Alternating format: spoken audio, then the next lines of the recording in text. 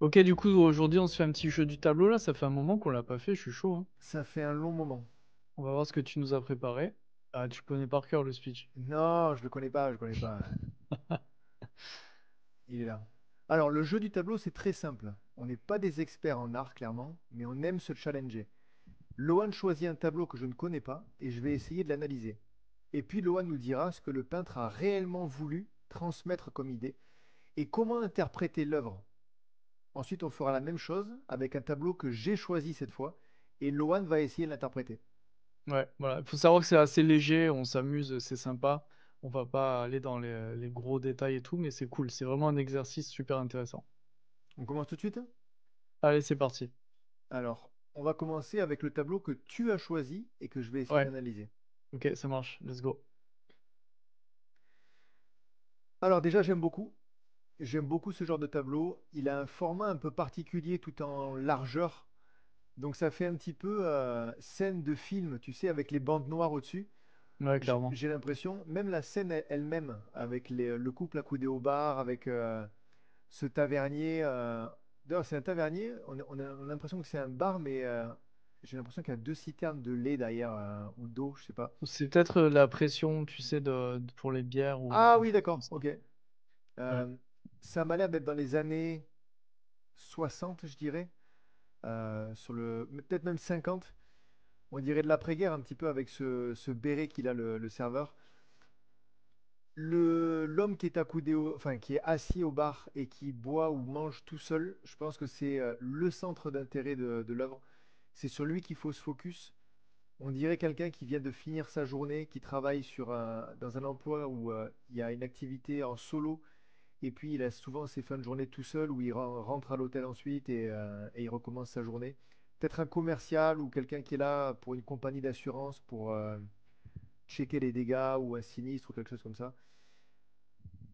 D'après le nom du bar, on peut supposer que c'est à Philadelphia. Il y a un indice sur pas la chronologie, mais la temporalité sur le Only $5 qu'on voit sur l'affiche. Donc ça nous donne une idée un petit peu. Ah non, c'est pas $5, c'est 5 cents ou un truc comme 5 ça. cents, ouais, ouais. Donc par rapport au prix, on peut savoir quelle époque c'est, mais je suis pas un expert sur les États-Unis, donc j'en sais rien. Et ensuite, au niveau des couleurs, c'est le soir. On voit que la rue est quand même assez bien éclairée, mais c'est des couleurs vives avec un building rouge. Et l'intérieur du bar est ce qui a le plus de lumière. Donc, je dirais l'attention est sur ce qui se passe à l'intérieur du bar, et notamment sur cette personne-là qui est assise et qui est centrale par rapport à l'œuvre. Et ensuite, j'ai pas grand-chose à dire, hein. Ah, alors c'est exceptionnel ton analyse. Tu es trop Du genre, sympa avec moi à chaque non, fois. non, non, c'est exceptionnel. C'est du 100%. Par contre, moi j'aimerais là, tu as vraiment fait une analyse directe premier degré, donc c'est parfait. Tu as tapé en plein dedans. Par contre, j'aimerais que tu me donnes la signification maintenant de tout ça. Quelque chose d'un peu plus philosophique, quoi. Je vois. J'ai envie de te dire, j'ai l'impression que le peintre a voulu donner une représentation de la société individualiste où chacun bosse sur son activité et peu importe ce qui se passe à côté. On voit d'ailleurs que le couple est en train de parler avec le tavernier, mais l'homme seul, il est seul. C'est-à-dire qu'il ne parle pas avec eux, il n'échange pas. Donc chacun a son activité, chacun fait son business. Et en gros, c'est l'industrialisation peut-être ou le fait que tout le monde bosse chacun dans son coin, quoi. Alors, ça m'énerve en fait. C'est énervant parce que c'est exactement ça. Pour le chat, il a pas triché parce qu'on se donne les tableaux au dernier moment. C'est-à-dire qu'à la dernière seconde, je lui envoie le tableau et il le met sur le setup pour faire le live. Donc il peut pas aller regarder sur Google ou quoi. Donc c'est très énervant et en même temps, je suis très fier de toi parce que c'est exactement ça en fait. Donc le tableau, il s'appelle Nighthawks. Ça a été fait par Edward Hopper. La période, t'étais pas loin, t'as dit les années 50, en fait c'est 1942. Ok. Et ce tableau, il est actuellement exposé à l'Institut d'art de Chicago. En fait, c'est parfait ce que tu as dit. En fait, si tu regardes la scène, ça représente une scène de dîner urbain. Donc, tu peux bien voir le restaurant, les immeubles derrière, la rue. Mais ce qui est intéressant, c'est que premièrement, premier détail, on ne voit pas de porte d'entrée de l'extérieur vers le restaurant. Ah ouais, c'est vrai. et c'est, bon, on s'imagine qu'elle est peut-être sur la droite, mais en fait, volontairement, le peintre a voulu faire un vase clos, en fait, comme une isolation, en fait, de ce restaurant. Deuxièmement, tu l'as très bien analysé, ce sont les personnages et notamment le personnage au chapeau qui est seul, enfin, ils ont tous des chapeaux, pardon. Le personnage seul, de dos, qui lui, est complètement isolé. Tu vois bien qu'il est en pleine solitude, qu'il a très certainement eu une longue journée de travail et qu'il est en train de manger et boire sa bière et il fait rien de plus, quoi. On peut voir que les 2 personnages, aussi la femme et l'homme qui sont en train de manger, ils ont des expressions très neutres, fermées. Il y a pas de Ils sont pas en train de se régaler, quoi, si tu veux. Ils sont pas en train de rigoler avec le C'est le le chef et tout. c'est pas un moment social de dingue, quoi. Exactement, et en fait, justement, et même niveau lumière, en fait, on voit que la lumière est artificielle. La lumière principale est artificielle dans le restaurant, mais que dehors, c'est très sombre, et là, encore une fois, ça crée une bulle, ça crée une isolation. Hem Et les lignes sont très, très simplistes, très pures, très simples. Il y a pas de complexité, en fait, il y a pas de fantaisie là-dedans. Et alors qu'est-ce que l'auteur, qu'est-ce le peintre, pardon, a voulu, signifier? Comment l'interpréter? Mais en fait, ça représente exactement ce que tu as dit tout à l'heure, c'est l'isolement urbain. Ça dénonce un petit peu notre société, actuelle et de auparavant, parce qu'on peut dire que dans les années 40, c'était déjà les prémices de notre société actuelle, et justement le fait que les gens, il y a beaucoup de monde autour d'eux dans les villes et cetera, mais en fait, ils sont tout le temps seuls, et même Ouais. un moment dans un restaurant qui pourrait être très bien convivial, beh, il reste isolé, assez neutre, assez fermé et un peu triste, somme toute. Donc, bravo, c'était excellent ton analyse. Mais c'est intéressant et c'est le genre de tableau, franchement, que je pourrais avoir dans mon salon. En plus, le format est idéal pour un salon, je trouve. Ouais, en plus, tu as le budget pour l'acheter, donc c'est parfait. Ouais, mais c'est quoi? C'est 150 € ça? Ouais, il était à 120 € sur eBay, mais Arrête! peut-être que maintenant qu'on en a parlé, il va monter à 150. Ouais, je pense. Mmh. Bon, en tout cas, c'était super intéressant et on va passer tout de suite sur le tableau que tu vas tenter d'analyser, ok? OK, Allez, go. nickel. Alors là, c'est beaucoup plus abstrait déjà. C'est radicalement différent. Donc, alors, première analyse, je vois pour moi, là, ce que je vois, c'est la signification en dessous de, je vois un globe terrestre. C'est peut-être pas ça, hein, mais je vois, comme si c'était des hommes et des femmes. Je pense que oui, c'est des hommes et des femmes, ouais, qui sont en train de danser sur la terre, et au-dessus d'eux, il y a le ciel, l'espace, quoi.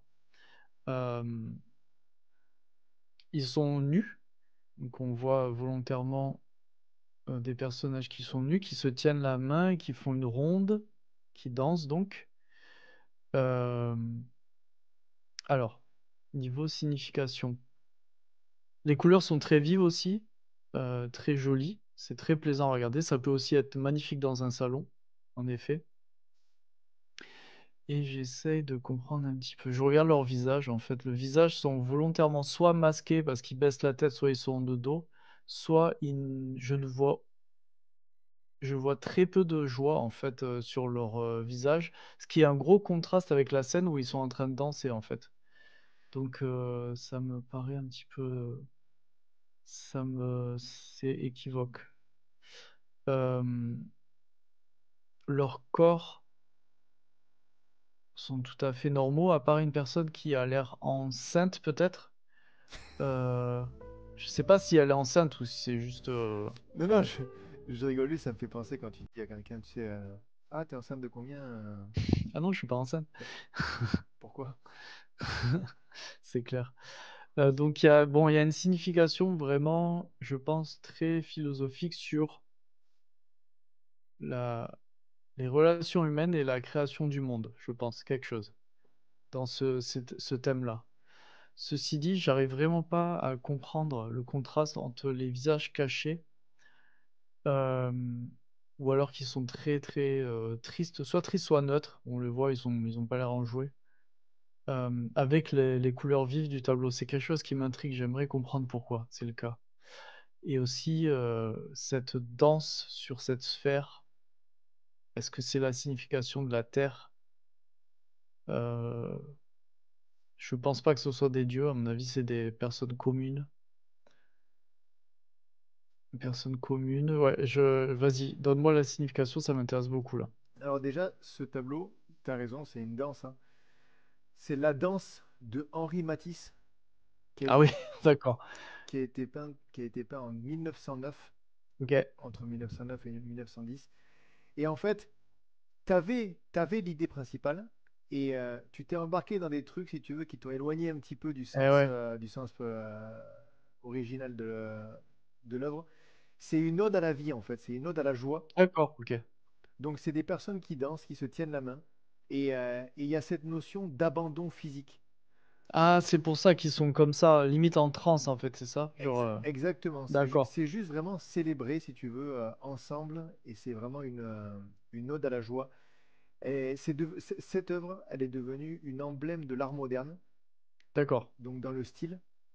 Euh, le fait qu'il y ait cette économie de style et de détail dans les personnages, ça crée justement une ambiguïté. Tu l'as remarqué, hein, il n'y a pas d'expression faciale Ouais, ouais, qui pas sont du tout. visibles. Et tu as interprété les choses de façon à ce que ce soit des gens qui soient pas dans la joie parce qu'on voyait pas l'expression faciale, alors que c'est l'inverse. Le fait qu'on voit pas leur expression faciale et qu'on ne voit que la danse, c'est vraiment ça qui est une ode à la vie et à la C'est joie. pour laisser la place à la danse plus qu'à leur expression faciale, c'est ça? Exactement, il y a cette OK, ambiguïté déjà des visages et aussi des sexes, parce qu'on ne voit aucun sexe, on ne sait pas si c'est des hommes, des femmes, enfin on le devine avec la poitrine, bien sûr. mais ça peut être vraiment les deux.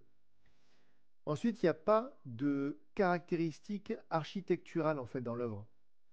Il n'y a pas de perspective. L'œuvre, elle est plate. Ouais, c'est vrai. Donc en gros, c'est peint comme si c'était une œuvre vraiment linéaire et plate. Il faut savoir que l'œuvre en elle-même, elle est immense, la toile.